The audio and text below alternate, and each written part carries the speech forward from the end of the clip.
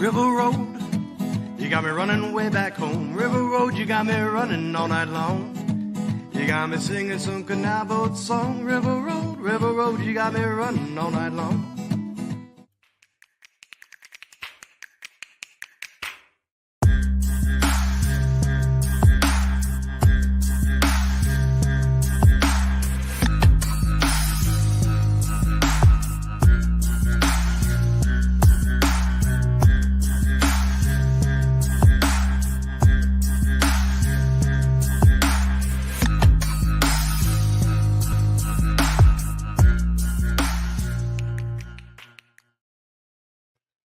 All right, everybody, welcome to the show. This is our I did not have my name right because we are doing our parlay episode on a Thursday because our game, if you're listening to this right when it drops, we kick off in about 8 hours. So we needed to go ahead and squeeze this in today, rearrange the episodes. You will not have one on Friday. We'll react to the game on Tuesday per usual. But because of how odd this week was, we're still going ahead and giving you the best parlay we can because there's only so much that you can bet on this early, apparently, from when we were looking at it yesterday. So we will go ahead and go through that. We will also send our final Hail Mary prayer, God sends, whatever you want to call it, previewing the game one last time before we tried to get the NFC West or claim first the NFC West. So let's go ahead and start with our parlay. By the way, Easy E is here with me. Definitely didn't introduce you. It's all right. I've just sat silently to the side. It's okay. And my apologies. And then James, James is safe right now. He is safe from the hurricane. He actually has power and is watching. I didn't even check what inning are the Phillies in right now. I'll look while you're pulling up the parlay. Okay. Well, we gave him permission because the Phillies are in the playoffs. I get it. It's a big deal. Hopefully they don't get kicked out by the Mets. The Mets are against them right now, right? Yes, it is 1-0 Phillies. Okay, so they could. Okay, so they could save their series. Isn't this an elimination game? Yes.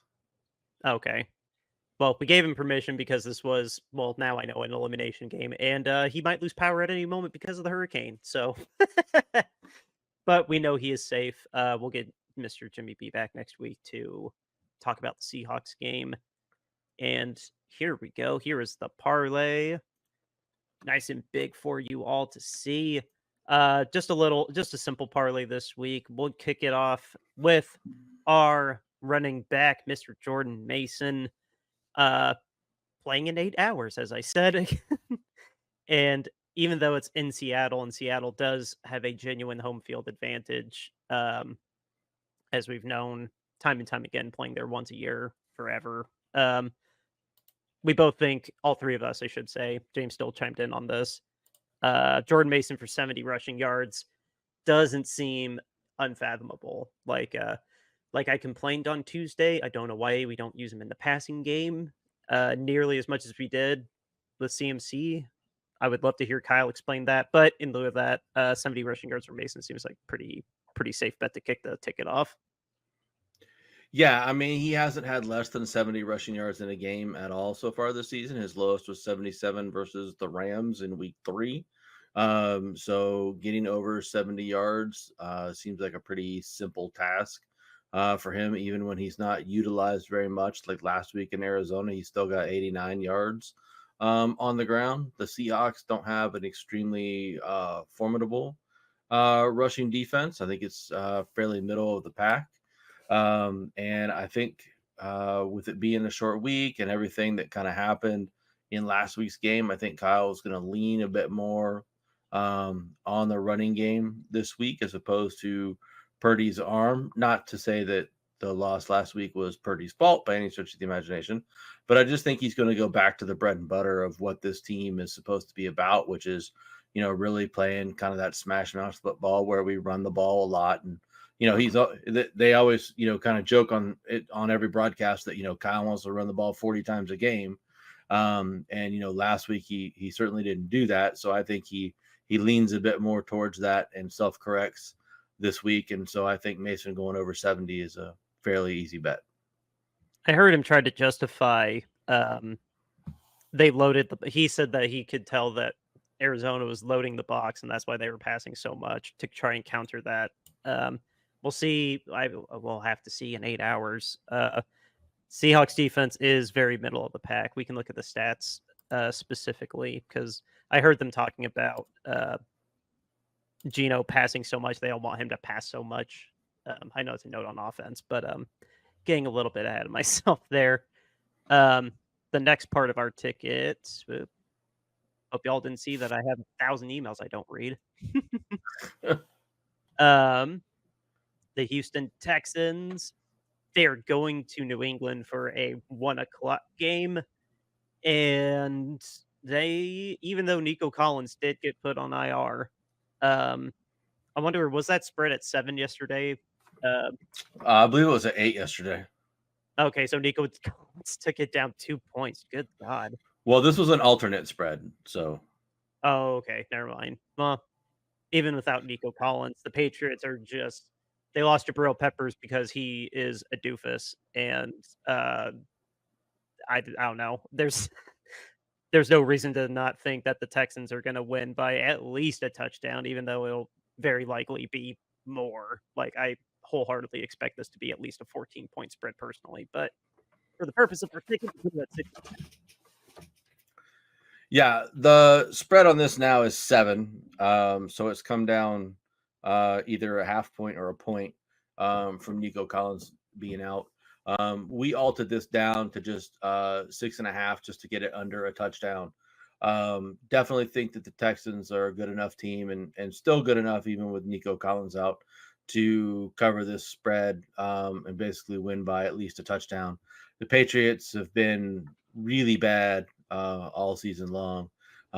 They're starting Drake May this game, so it's going to be his first rookie start. I don't necessarily think that starting him against the Texans is necessarily the best thing that you're going to want for a rookie quarterback. Not that their defense is, fantastic or anything, but, they're a pretty solid defense. And I just think that they're in for a world of hurt against this Texans team. And, rookie quarterbacks don't typically fare too well in their first start as it is anyways. So all this to me just leads into the Texans, like you said, probably winning by 14. But for the purposes of trying to not be a complete degenerate when betting, we took 6.5. Yeah, the Texans have a pretty stout defense between Danielle Hunter and their first round pick, swapping rushes, and then they got that. I'm spacing on his name. They got Singletary or Stingley Jr. I think is his name. He's a stupid good corner. So yeah, I asked our Patriots insider, like, whoa, well, why doesn't he play Jacksonville next week? And he's like, cause that's a London game, and you're not starting a rookie in a London game for his very first game. And I was like, okay, fair point. You don't want his first game to be international, so he was getting thrown to the wolves with Houston. So Godspeed, Drake May. I hope you take less than 6 sacks. Anyway, on to Green Bay. The Cardinals, who just upset us by a single point last week, are going to historic Lambeau Field. The Packers still going through a little bit of growing pains because of Love's injury, but that defense is pretty stout. It's led by Xavier McKinney, who's had a pick in every single game this year. Just absurd for any defensive back, let alone a safety. The Packers definitely winning by at least 3 points. Seems we're basically through an alternate spread saying that the Packers are going to win. And I am very comfortable not making it a touchdown because the Cardinals are a sneaky, feisty team. I don't know. I personally hope the Packers can just steamroll them like the Commanders did, but can't assume that's going to happen every single week. But in the end, like I said, we think the Packers are going to end up winning this game because at least on paper they should. there's no reason that they should have any issue with the Cardinals, especially at home. Yeah, totally agree. The money line for this game is pretty high. It's negative 230. So it didn't really make sense to take the money line. We weren't getting very good odds for that. So went with the alternate points instead, figuring that the Pack's going to cover by at least a field goal. The Packers are good. And despite the Cardinals beating us last week, the Cardinals are still really not very good. You can see that they're still trying to like figure things out. Like they don't really have a real strong offensive identity yet. I don't feel like I didn't get that from watching the game last week. They really have a good offensive plan, and their defense didn't really do anything to really spook me. I mean, we moved the ball a lot on them. We just, sucked when it came to the red zone. I mean, we had 6 trips into the red zone. So, I mean, it wasn't like they did anything in terms of stopping us from moving up and down the field. So, if the Packers can move with that same efficiency and then just be a little bit better at converting in the red zone, they'll easily take care of the Cardinals.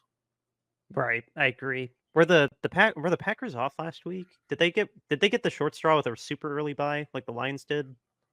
No, the Packers played last week. They played the Rams. Oh, okay, that's right. Between our recap and now, for some reason, I thought that the Packers had the week off too and had a. Yeah, no, I feel bad for. I was watching something else and they were talking about the teams that were undefeated or single loss, and they were like, oh yeah, the Lions are 3-1 because they got the bye week. I was like, Jesus Christ, you got the bye week 5? Like that freaking sucks. Yeah, that's pretty bad.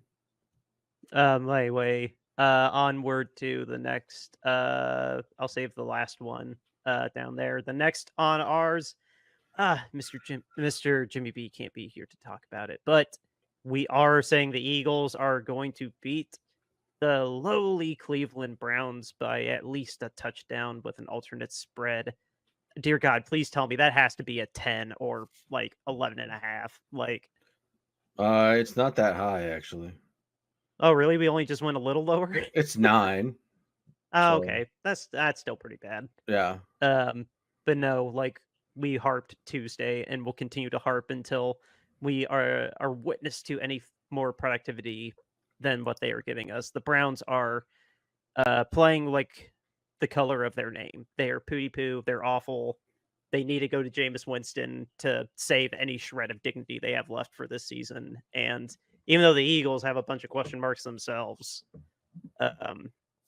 at home against this vastly inferior team, even with the Eagles' flaws, they should beat them by well more than a touchdown. But we're just as long as they are above them by at least 7 points, that fulfills our ticket.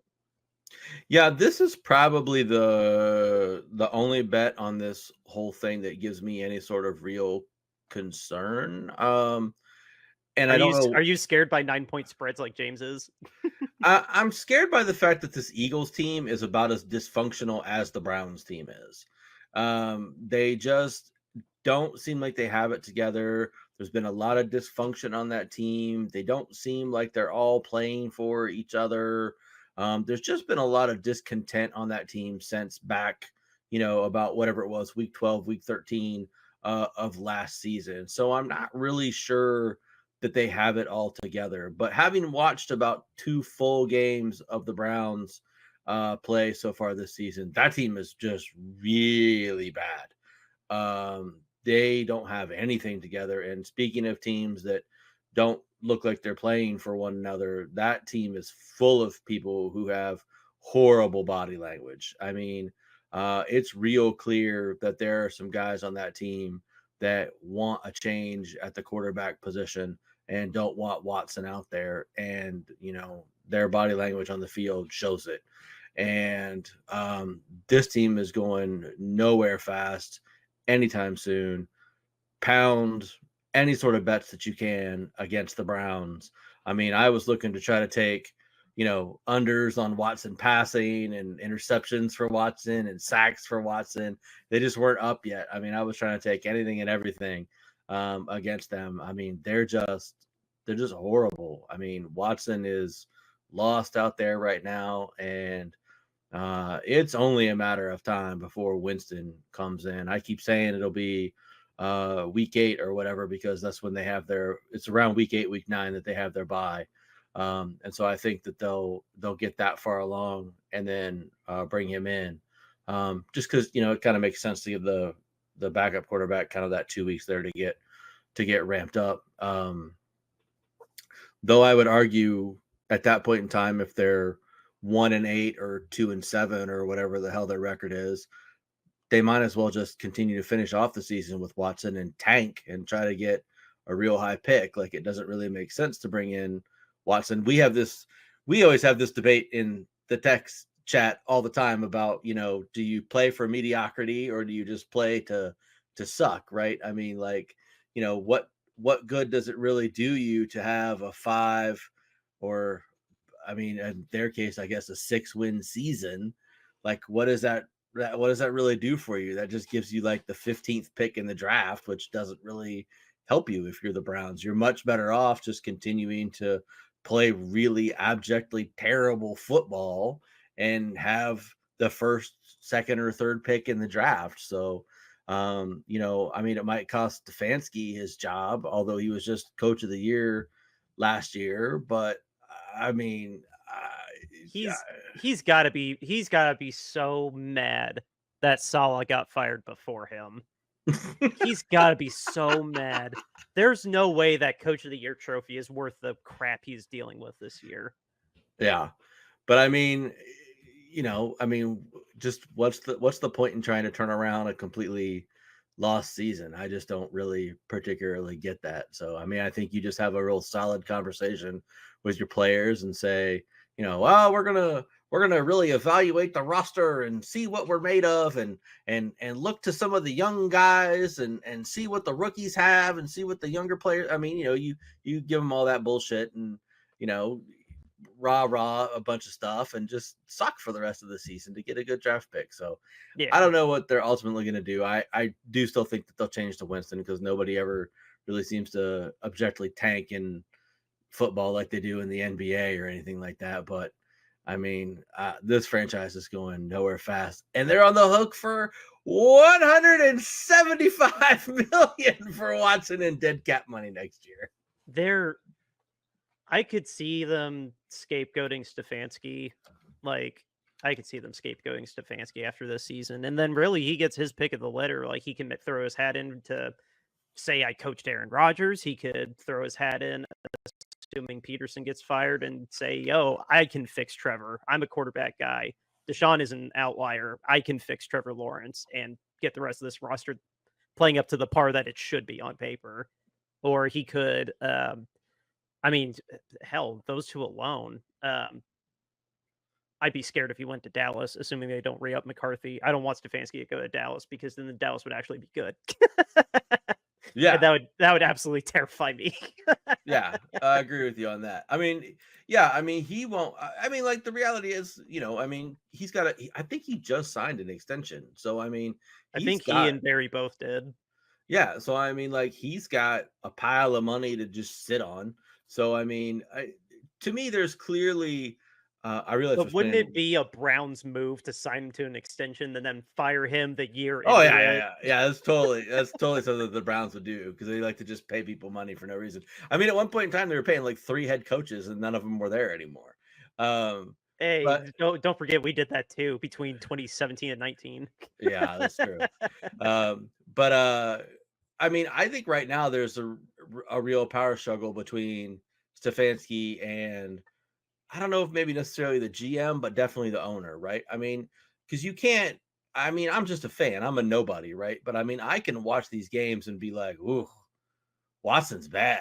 Like, it's not all on him. His offensive line is pretty terrible, but there's also times where he's just bad. I mean, he's just making bad plays.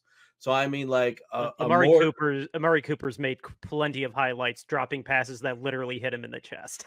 Yeah. But I mean, there's times where Watson drops back and there's no pressure and he bails out of the pocket, or he drops back and you can see on the film that there's wide open guys and he doesn't throw the ball for whatever reason. I mean, so he drops back, he hits his spot, and he just does this. I mean, he doesn't throw the ball. I mean, like, he's bad. So, I mean, there has to be some sort of conflict between Stefanski and the owner to just say, I want to bench the guy, and the owner is saying, no, I paid, $50 million a season for this guy to play. He's playing. So I don't know where that power struggle ends up, but I mean, if I'm Stefanski, I just put Watson in and just say, go ahead and fire me if you want. I don't really care. I've got a big pile of money that I can just sit on, and I'll have another job next year. I don't care in the slightest. Oh, dude, easily. He will have no problem. Like I said, he could throw his hat into the Jets. I'm gonna go ahead and say Peterson's getting fired for Jacksonville. Otherwise, anybody that ends in the bottom 10, like 22 through 32 offense, total offense, they will gladly throw their OC under the bus and try to get Stefanski. Like, yeah, because I mean, they're 1-4 now, and I mean, like, that's a really big hill to overcome. But they're supposed to get Chubb back, who's a real difference maker for them, assuming that he's healthy and what he was before his horrible knee injury. If you flip to Winston and he's even as serviceable as Joe Flacco was last year, like, this team could probably win some games. So, like, if you made the move now, you could theoretically make some sort of noise and, like, maybe be in the hunt for a wild card spot, maybe. But if you wait until week 8 or week 9, it's trash. There's no point. oh, two things. Just to not belabor this much longer, we still got 2 more picks. Yeah, I know. I went on a tangent. But no. I'm so down to bash Cleveland whenever we're on mic. I just it's mean. I don't care. It's mean. Call me mean. I don't care. It's fun. I'll reserve extra thoughts for Philly. Well, one, I would like James to be here, but also it did just hit me that Philly didn't have they didn't have their 2 wide receivers. So like I kind of want to see them a little bit more healthy before I personally read more into. I agree with what you're saying. There definitely is dysfunction with who is out there. And I don't think that Brown and Smith will fix that. But I definitely want to address them and do an Eagles diatribe when we have James and get a little bit more tape on them and see if they can salvage their season or not. Because they're not dead in the water yet, but No. they're kind of teetering there like we are. Like one more bad move and like it could get pretty ugly pretty fast. Yeah, I mean, the Commanders might run away with that division before long. Yeah, no kidding. And then last thing before we talk about Kittle, reminder that the AFC North is on the in-season Hard Knocks coming in December, I think is when it's going to start airing. I think it's the week after Thanksgiving. So I cannot wait to see how the Browns get covered in that Hard Knocks when they're covering the whole AFC North. Yeah, I mean, that should be a lot of Watson sitting on the bench at that point in time. Oh, dude. And a lot of what are they going to do with a guy they owe $172 million to? Lamar Jackson trying to go repeat MVP because I think right now he is the front runner. I'd be shocked if he wasn't. A very, very mad Burrow because who knows if the Bengals are going to get better. Who is starting for Pittsburgh by then? Because it looks like Russell's going to start now. Like it looks like it is. And then Pooty Poo Cleveland. Like, oh man, I can't wait to see that. Now it's gotten a little bit juicier. Yeah. Anyway, our next 2. Oh, I didn't quite fit in there, but that's the last one. We can't ignore Kittle though. I kind of made a hard pitch for this one. I don't know if you verified it with the stats to call my bluff, but it's in my memories of when we go to Seattle or when we just play Seattle in general. It seems like the Seahawks recently have not covered Kittle very well. And Kittle was very involved in the game last week with 8 catches, tying Brandon with 8 catches as well. So I just personally wouldn't be surprised that Kittle really goes off in this game. Should be well above 40, but that's not an alternate, right? That was the actual line. Yeah, that was the actual line. Oh, okay, just wanted to make sure. It didn't say alternate, but yeah, no, Kittle, like you showed us this as an example to like jump off of, and I was like, keep Kittle on there. Kittle goes off every time we play the Seattle Seahawks. Yeah, he does. If my memory serves me correctly too, I didn't look it up to verify it, but he does traditionally play against Seattle well. I know he gets amped up and excited to play there. For reference, he hasn't gone under 40 yards in the 4 games that he's played this season. His lowest was in week 1 against the Jets. He got 40 yards on 4 catches, but he's had 76, 45, and 64 as well. So he's gotten a minimum 4 targets in every game. He had 12 last game, so he's seeing the ball a lot. He's getting opportunities, and he turns those opportunities into yards every time that he gets them. So felt pretty good about this. Seems pretty likely that he'll shoot over the top of the 40-yard mark and be another win for us on our ticket.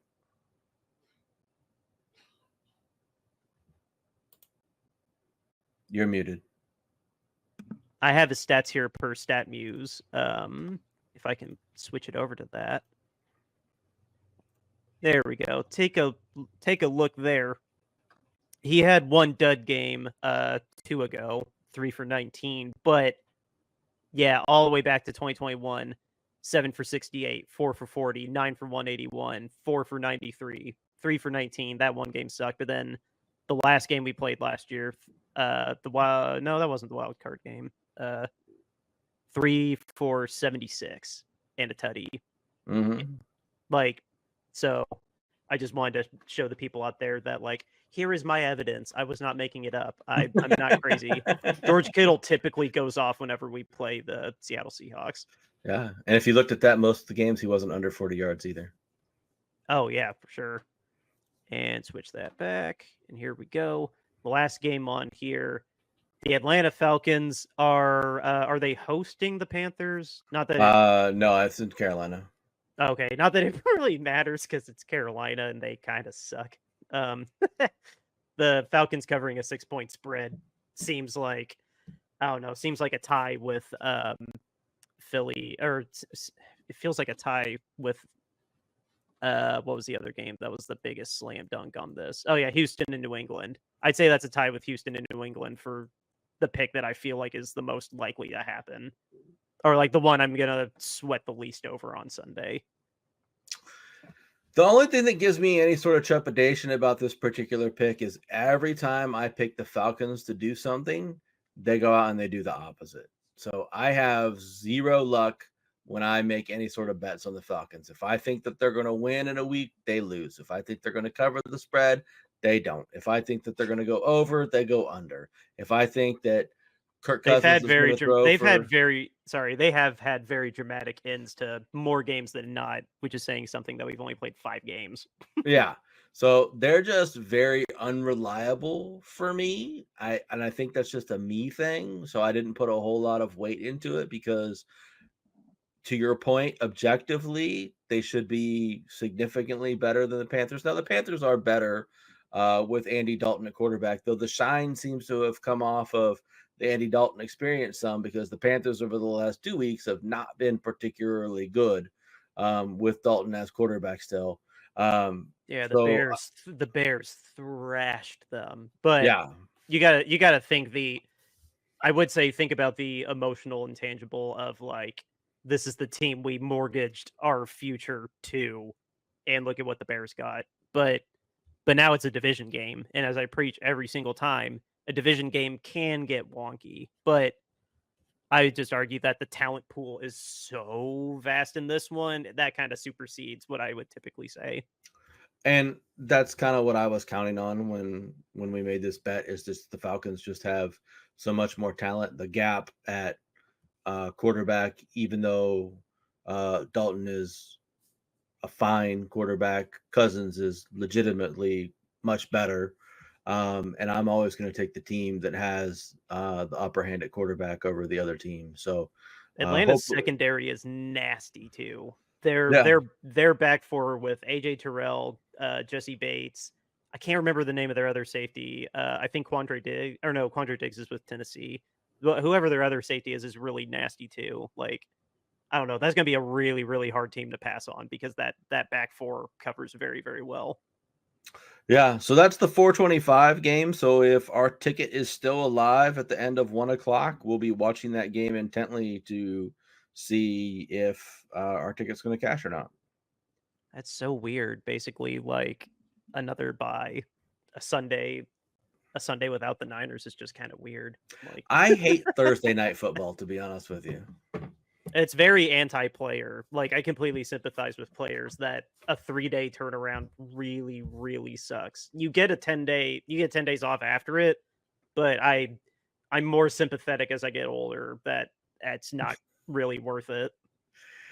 I mean, no idea what it's like as a player, obviously, but can't imagine that it's any fun having to turn around and play another game of football that quickly. But just from a fan perspective, it just throws my entire Sunday off. I mean, I look forward so much to the Niner game on Sunday, and it usually being the afternoon game. So I spend my 1 o'clock game watching 4 or 5 games at 1 o'clock and just feeding football into my face and enjoying the whole experience of the Sunday at 1 o'clock games, because there's always like 8 games on. You just kind of have your pick of something, and with Sunday Ticket you can find 1 or 2 games to watch that are entertaining and good of some sort. You're not stuck watching the Colts or the Bears or whatever.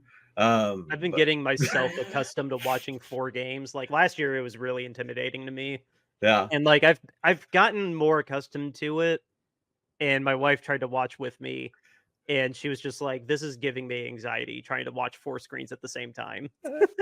I was downstairs watching football on Sunday, and my wife came down and she was like, Are you watching 4 football games at one time? I was like, Yeah. She was like, How are you doing this? I was like, This is what you do with Sunday Ticket. She was like, This is just through like YouTube? And I was like, Yeah. She was like, This is amazing. She was like, You must be in heaven. I was like, Yeah, I pretty much am. Yes. She Dude, was like, Saturdays for college work too. Yeah, well, I mean, I just have Sunday Ticket, so I don't have actual YouTube TV. You can multi-view with YouTube TV just in general too, right? Yeah, that's what I mean. Like, when I was hanging out with my mom last Saturday, we didn't have 4 games on, but I think there was 4 on at one time that we could have multi-viewed, like ESPN, SEC, Big Ten, Yeah, NBC, because NBC's got the deal with Notre Dame. yeah. And then I changed and went to like from one game to the other, so like the sound changed, and she was like, "Oh, you can even pick what game you want to listen to." She was like, "How do we get this?" She was like, "I want this for everything." She was like, "This is awesome." I That'd be was like, terrible if they all overlapped. "Yeah, yeah." So she just was like amazed that I got to do that. So yeah, it was pretty awesome. It's But fun. but but I love that on Sundays. I watch all those games on at 1 o'clock, and then I just settle in and get in my spot for the 4 o'clock game, and the Niners come on, and I just don't move for 3 hours, and then I watch that, and then Sunday night, like I kind of look at whatever game is on, and the Sunday night game is generally most of the time like interesting, and so like I'll kind of like flip by and kind of at least keep an eye on that or whatever. But it's just like when the Niners don't play on Sunday, it messes up the whole day. Like now, I'll probably like do something else rather than watch football on Sunday because I just don't have the Niners to anchor me to the couch. I'm gonna do my I am doing something out of town on Saturday, but should I get home with time on Sunday, I am watching Daniels go against Lamar Jackson at 1 o'clock. I do not want to miss that game if I can Oh, help it. Um, yeah, that's a I good can't point. remember. I can't remember the other. I know we just did our ticket. I can't remember offhand what else at 1 o'clock enticed me, but tying it back to Thursday. Sorry, I got something for my breaking news when we Oh, good. wrap up here in about 15 minutes. Um, it's not about the Niners, or I would have said it now. But yeah, no. What do you think? What do you think about the Thursday night crew in general? Because I'll admit, I have not intently watched a Thursday night game this year, and my memories of them last year, I don't mind the pregame and postgame crew. I kind of like there's a bit of youth in it with, relatively speaking, with Fitzpatrick and Sherman and the Rams tackle. And I like the main woman too. I just can't remember her name, but Um, it always entertains me when I see clips go viral on Friday of how checked out Al Michaels is, and just the tone of his voice just sounds like, God, I picked the wrong horse. I should have stayed with NBC. I don't like Herb Street. I'm not a fan of his. I watched him call a lot of college football, and I don't like the way that he calls games. I just think he comes across as very phony. So I'm Eh, not a fan of his. he's eh. He's just eh. Yeah. I just don't think he brings. I don't think he really brings anything to the game. Like he doesn't take that analytical next step. Like I don't learn anything watching the game with him talking. You know what I mean? Like when I watch a Tony Romo game, like I learn something when I watch the game. When I You watch a still now? uh, when I watch a Chris Collinsworth game, if I can get past his love and bias of certain players, like every now and then there's a glimmer of the old Chris Collinsworth, and he'll actually teach me something about the game. Oh my God, that was the greatest pass I've ever seen. Patrick Mahomes threw that right out of his butthole. It was amazing. I can't believe Travis Kelce caught that. And now he's going on a date with Taylor Swift. I get a bunch of joy whenever he gets really excited because it's like Trump all the way to like, that was the greatest pass I've ever seen. Like, Yeah. It's I don't know. It gets really entertaining for me when he's that happy. Yeah, but every now and then he does still like break something. It's clear that he does really know football. So like every now and then he like breaks something down and you learn something. Like Greg Olson is really good. I learned stuff when I watched Greg Olson. But yeah, I loved Greg calling our game. But he called the Patriots game. I thought he did a great job, and I'm so mad that he's not on tier 1. I get it, it's Brady, but man, he really needs to get some number 1 job next year. I think Greg's the best one that's working right now, personally. yeah, yeah. The pre and post game crew. Um, I think there's too many of them personally. So I don't think that they really get a lot of time to kind of shine and be their own personalities. It feels very TikToky to me in the sense that like we're going to go to Richard Sherman and like I feel like there's someone in his ear going, all right, Sherm, you got 45 seconds, and so he's got 45 seconds to say whatever he's going to say, and then they're going to go to Fitzpatrick. Fitz, you got 45 seconds, and they're just going like that. Like I don't feel like they ever get a chance to really like settle in and say what they would really like to say and expand on a point. Because again, like Sherman, really, really smart, really, really educated about football. Fitzpatrick knows a lot about football, really, really smart, really good about football. Andre Wadsworth, I believe is his name. Also really, really smart, really, really knowledgeable about football. So I would prefer to hear those guys in a more extended format talk longer and more about, like when they cut to halftime or when they talk in the pregame or whatever. I would love to hear those guys have a little bit more time to kind of talk about their own positions and thoughts and break things down further. And instead it's just like they're trying to just talk really quick to get their little soundbite out and then move on. And so Yeah. that's my kind of dislike for it. No, I understand where you're coming from. That's funny. I really haven't just sat and listened to them. I realize now. Like all the main thing that I've taken away from it is that they just Amazon really tried to lean into like the kind of like what Fox is doing. Like, what can we do to be like entertaining and not just informational? Like Yeah. that's why I prefer the CBS guys for my pregame at 12 o'clock, is because I like the more formal, like the suit and tie, and I thought they assembled a nice crew for now, like this next generation with JJ and Matt, and they have people that can actually commentate on highlights legibly. I don't know.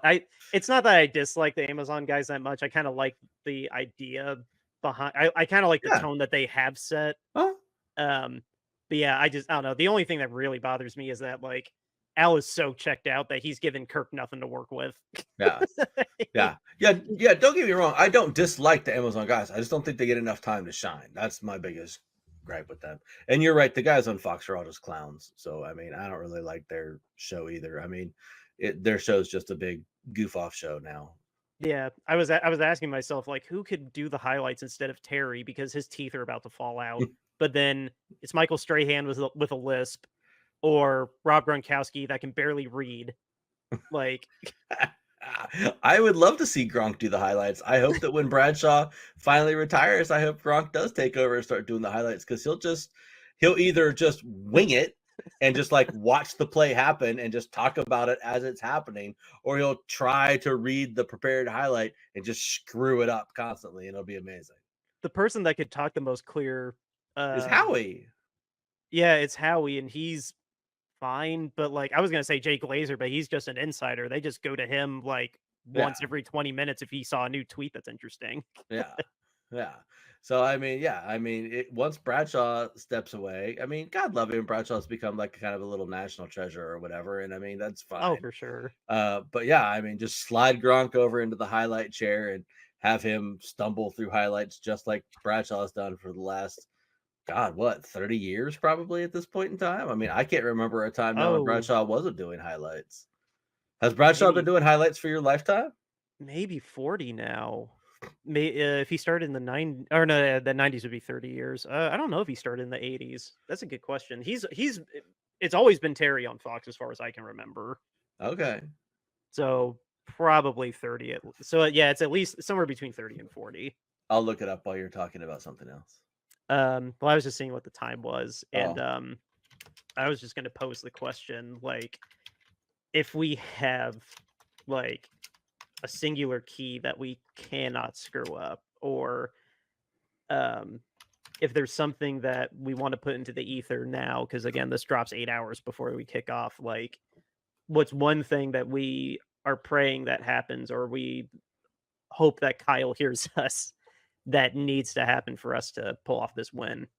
I think obviously the red zone efficiency should be a big priority, and hopefully in 72 hours they did get that done or figured something out um, that could lead to that being better. But um, God, I don't know. I guess the only other key that I think we need to really tighten in on is just God bless our safeties. Like, we got a second year and a first year rookie out there. Tarvarius Ward is having a bad year. Demo is having a great year, and Yodom's okay. He's not bad, but he's not like superstar. But uh, man, our linebackers are fine. Campbell's just old. He's fine though. Warner's playing like an MVP. Like, just God bless those safeties, because we thank God we benched Odom for Malik Mustafa. He's going to start, and then Jair Brown, who did get a lot of starts last year, but man, they're young and they have shown that they are susceptible to getting burnt or just flat out missing assignments. And flat out missing assignments. Like, our safeties need to play, but that's what I would say. Better red zone efficiency, and our safeties need to grow up very, very fast. yeah, I couldn't agree more. By the way, Bradshaw, 1994. I couldn't agree more. So yeah, that's 30 years on the dot, right? Just Yeah, yeah. yeah, So 2 years of my lifetime, no. 2 years of my lifetime, no, because I was born in '92. So yeah. yeah, 30 years to the dot. How about that? So I couldn't agree more with what you said. The 49ers just have to get better at red zone efficiency. This cannot be another game where they let the Seahawks hang around and have an opportunity to, sneak back into the game with a fumble here, or an interception here, or a special teams return here, or something like that, where they just get some opportunity to get some easy points, right? We have to be able to just stomp on them and pound them into the ground, and we have not been able to do that so far this season. And hopefully, this is an opportunity for us to do this in this particular game. We've got to do a good job of tackling. We've had a little bit of an issue with missed tackles. Hasn't been as bad as it was like last season at one point in time. Like last season at one point in time, we were just not tackling people at all. This season, it hasn't been too bad. I think a little bit of that is because Dre isn't playing there in the middle alongside of Warner. But we've got to get better at tackling. Hufanga, for as much as I want to like him, he's a very poor tackler. So it sucks that he's hurt. I'm not happy that he's hurt, but at the same time, him not being on the field probably makes us a better tackling team. He's So he's great at coverage, but if someone catches the ball in front of him and he has to make an open field tackle, that's his Achilles heel. yeah, he doesn't wrap up. He just tries to just smash people with his shoulder, and like he either whiffs or sometimes he just hits somebody, and if they're sturdy enough, they just shake him off and run away. So he's and I see him whiff a lot. So I mean, he's a terrible tackler.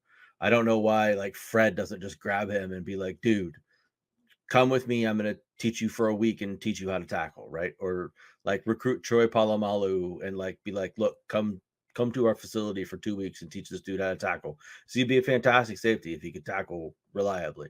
No, going back to going back to the games he was healthy last year. I know exactly what you're talking about. Like he whiffs so often Yeah, on open tackles. yeah, yeah. And then I think where you were talking about the safeties is a big concern because we're playing a team in the Seahawks that likes to take deep shots. And they're not afraid to throw the ball down the field with Metcalf. They're not afraid to throw the ball to Lockett on deep routes, to Smith and Jigba on deep routes. And so our safeties are going to get tested in coverage in this game. And I won't at all be surprised. I'll still be mad, but I won't at all be surprised if we give up 2 or 3 big plays, down the side or down the middle, because our safeties blow a coverage and leave a guy open, or even if they, don't necessarily leave him open, but they just can't match up with him in coverage. And so I think that's going to be Go ahead and something. accept that we're gonna give up at least 2 big passing plays. Like Ward can't cover everybody. Ward even had some trouble with Metcalf a couple times. Like it's gonna happen. We're gonna give up at least 2 big passing plays, I bet. Yeah.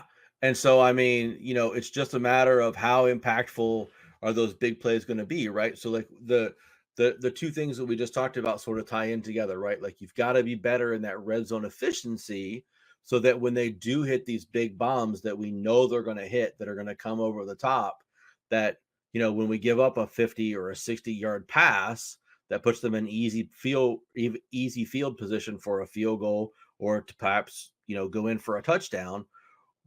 We didn't just squander an opportunity on the other end for some solid points, right? So we've got to stay ahead of them, we've got to stay ahead of the chains, we've got to stay ahead of them on scoring opportunities, and not give them an opportunity to squeak back in, where we get down to it being a 4 or a 5 point game with 4 minutes left, and then all of a sudden here over the top comes a big 60-yard bomb to Metcalf, and now they're right down there on the 30-yard line with 3 minutes to go in the game, Right. and ready to march in for a touchdown to take the lead, with a minute remaining. I mean, like that's what And we that can't have happen. and then that crowd goes nuts because Seattle, even when they're terrible, they have home field. They have legit home field Oh advantage. yeah. You know Yeah. what can stop that though? If Sorensen can finally figure out some way to send a good surprise or stint, or just send a good blitz surprise that actually gets Geno down, because we've been, call it our own expectations, but we've been subpar in sacks again. Like, Mhm. sure, we're generating pressure, but like we just don't finish the pressures. No, we haven't been blitzing. I mean, I haven't paid like a ton of attention, but when I've tried to like think about focus and just watch the defensive line and stuff like that, we haven't been blitzing. We've just been again, like last year which was super annoying. We've just been putting our 4 guys on the line of scrimmage and saying, "Well, go get them, guys. You've got it. You're really good." And it's not resulting in sacks. I still don't understand why we're not doing more with, you know, running stunts with Bosa, running twists with Bosa, running stunts and twists with our other guys. I mean, we've got Floyd now, have him run some shit too. I mean, who cares? But let's have some movement up front. I mean, I know you can't do it every time, but let's do something. We haven't even really blitzed that often, to be honest. I mean, we were probably one of the lowest blitz rates across the league. I mean, I don't really recall us sending more than 4 guys very often. So we've got to figure out some way to start getting more pressure on guys. I don't know, I don't know what the easy answer to that is, other than to just start doing some unique things up We front. probably can't because our safeties are so young and inexperienced. That's probably why we don't blitz so much. Well, I mean, you could still send an extra linebacker. I mean, Send or Demo on a blitz if it's a 3 wide set. Demo could probably blitz pretty good. yeah, or send or blitz one of those safeties. Both those guys are good run stopping safeties. So blitz. Mustafa's a tank. He's like 6'4" and 250. Like he's a big boy for a safety. Yeah, so I mean, like, send one of those guys, put them up there on the line and send them on a blitz if you want, or bail them out at the last minute, or whatever you want to do. Just make stuff hard on Geno Smith. I mean, I think um, I'm gonna try to pay a lot of attention in this game and see if we're disguising coverages a lot too, because I don't think we're doing a lot of disguising coverages. I think we pretty much just like line up and like what you see is what you get. So that's not Yeah. helpful either. Yeah. Well, it's going to be quite a bit to look at and watch again tonight in 8 hours when we are on Amazon Prime. Right. We do need to get out of here in a sec. So what we need to do now is, well, thank you, of course, for watching. Go ahead and like and subscribe, all that stuff. But we need to thank our sponsor as well, RoyalRetros.com. What is Royal Retros? It is your go-to place to get yourself an authentic throwback jersey. Whether you're a football fan, basketball, baseball, soccer, all the major sports, Royal Retros has you covered. For all of us Niners fans, go check out the Candlestick Collection. It is curated with the Bay Area in mind. And when you find something you like, use the promo code Shady Sports. Excuse me. That gets you 10% off of your entire order. Again, it's promo code Shady Sports. That will get you 10% off of your entire order at RoyalRetros.com. Go to RoyalRetros.com and get yourself an authentic throwback jersey today. We are also still selling shirts for charity. All the proceeds are going to be going to Mountain Comprehensive Care Center. It is a women's shelter in Kentucky. And we were inspired to pick them because of the minority owner from Houston, who we won't recap what exactly he did, but ended up getting a slap on the wrist for it. But between him, Dan Snyder last year, and then you name it, most of the owners have actually done some pretty bad things, as noted in the PowerPoint that we've still yet to see, but hopefully will in the future. But it inspired us, like I said, to create this hashtag that's scrolling below us: owner standards over player standards, hashtag owner accountability, and to put our money where our mouth is. These are the shirts that we are selling for Mountain Comprehensive Care Center. This one has the hashtag owner standards over player standards, hashtag owner accountability. You get the most color design with this one. You get all kinds of, if you don't want a t-shirt, you can get a long sleeve, a pullover hoodie, a crew neck, all the sizes that you could think of. Pricing starting at $22.99. And the link to this Bonfire store is in the show notes. So again, this shirt is just one of our 4 designs. Our second one is our cover art. Whether you're watching us here on YouTube or listening to us on a podcasting platform, this is our cover art. Again, pricing starting at $22.99. Our alternate cover art here has the goalposts and the peanuts. James has this shirt. It turned out wonderful. The logo looks great. The fabric's great. So I trust that all the shirts all come in excellent quality from Bonfire. Same thing, pricing starting at $22.99.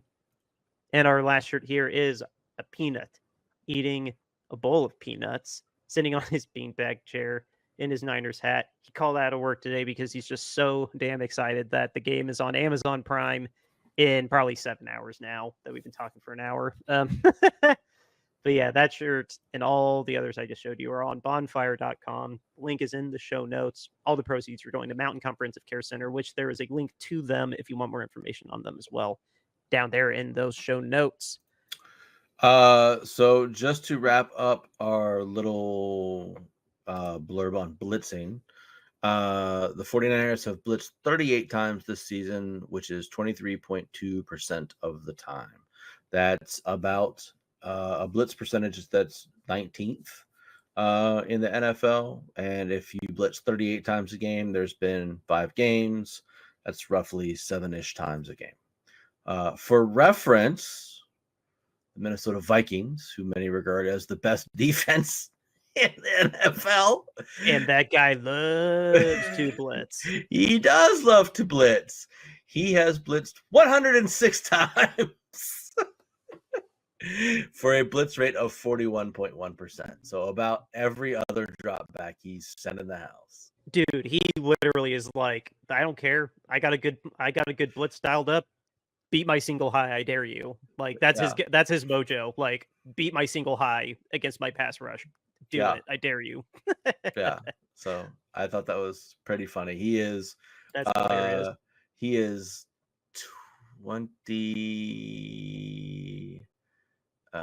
26. No, my math is bad. 31 blitzes clear of second place. Oh, smokes. So like 2 games worth at minimum, maybe 3. Oh, easily. Yeah. Lord. Yeah. So, but the 49ers defensive stats for knockdowns and sacks and all that stuff is all very, they actually have 15 sacks, which is 1, 2, 3, 4, 5, 6, 7, 8, 9th in the NFL. But the rest of their defensive stats, as far as quarterback pressuring types of things, are all fairly between 10 and 20 in the league. So fairly middle of the road. Gotcha. Well, the last bit of news that we'll wrap up here with that I saw, Michael Pittman of the Colts has a back injury, and he is not officially on IR yet, but he is a candidate for IR given what the back injury is and what I've seen here. But he is definitely not playing this Sunday for the Colts, and just that sucks. It's not Josh Downs. Luckily, Josh Downs is now that's a lot more pressure on Josh Downs. So that and Alec Pierce. So that kind of sucks. But yeah, he's a captain for the team, so that just I don't know. That doesn't help the Colts at all, obviously. Who's playing quarterback for the Colts this weekend? Because all they got to do is throw 60-yard bombs to Alec Pierce. There's all their offense is. I'm assuming it's Flacco because of how early we're taping. I'm assuming it's Flacco, but I don't know. It just depends on his it depends on Richardson's hip injury. Yeah, there's a bunch of other news too. Saints are going with the QB Rattler because Carr's hurt. Oh yeah. Raiders are benching the mustache. O'Connell is the quarterback there. We talked about Nico Collins going on IR. So I mean, there's a lot happening today. Right. Yeah. No, we were texting about Nico too. I just I just saw Pittman on my phone just now because that was the most breaking. But we didn't even talk about Saleh getting fired. Oh Lord. Yeah. No, we need to. With our time, we need to save that for next week. Yeah. Let a little bit more of the dust settle. See what more reporting comes out over the weekend, because surely there's going to be a lot more blurbs coming out. But Aaron Rodgers said today he didn't have anything to do with it, and I believe him. Oh yeah, no, straight from God to his mouth. Yeah, nothing happened. But yes, we gotta go, guys. Thank you so much for watching and listening. Game kicks off in 8 hours on Amazon Prime, unless you go to a bar because you're anti-Amazon. But yeah, outro music is River Road by Justin Muth. Let's beat the Seahawks. We'll see you on Tuesday. Kick some Seahawks ass. Let's go Niners.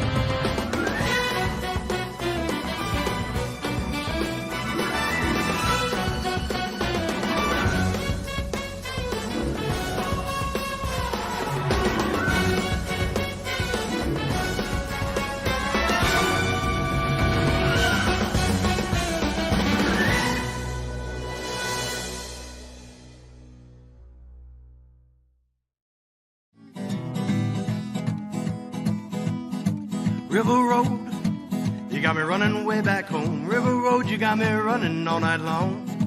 You got me singing some canal boat song. River Road, you got me running all night long.